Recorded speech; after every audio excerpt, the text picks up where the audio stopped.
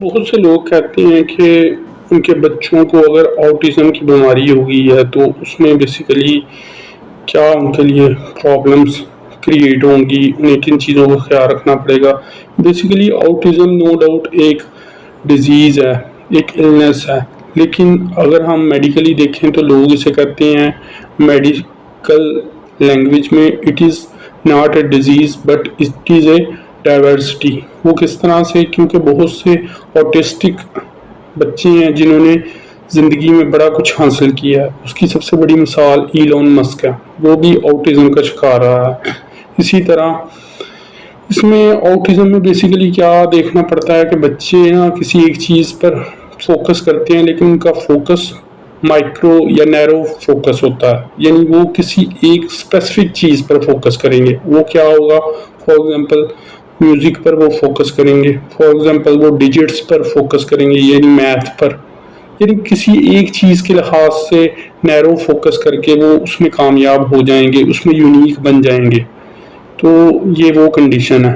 اب اس کے علاوہ ایک چیز یہ بھی ہوتی ہے کہ جو آٹزم کے شکار بچے ہوتے ہیں انہیں کچھ چیزیں بہت تنگ کرتی ہیں، فار ایگزامپل روشنی میں مختلف طرح کی، اسی طرح مختلف طرح کی آوازیں۔ اسی طرح آٹزم میں بیسیکلی کیا کرنا پڑتا ہے کہ آپ نے نا بچوں کی ایک تو فزیو تھراپی کروانی ہے، اس کے علاوہ اسپیچ تھراپی بھی ان کے لیے مددگار ثابت ہوتی ہے۔ اسی طرح آپ نے کوشش کرنا ہے کہ وہ ان کی جو لائف ہے وہ کسی ایک چیز پر فوکس کرے، فوکس کر کے وہ اس طرح زندگی گزاریں گے تو وہ ان کے لیے آسان ہو جائے گی زندگی۔ اس کے علاوہ آپ کیا کر سکتے ہیں کہ ان کو اسپیسیفک ایکسرسائزز کروائیں، ڈفرینٹ ایکٹیویٹیز کروائیں، ان کو چلائیں، ان کو اسپیچ تھراپی کروائیں۔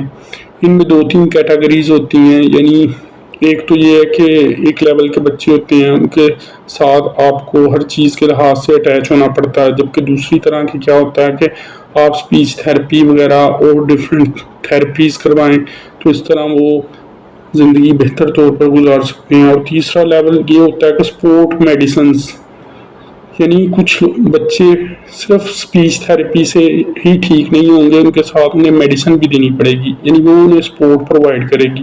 تو اس طرح بیسیکلی آپ آٹزم کے شکار بچوں کا علاج کر سکتے ہیں، ان کو ٹریٹ کر سکتے ہیں، ان کو مینیج کر سکتے ہیں۔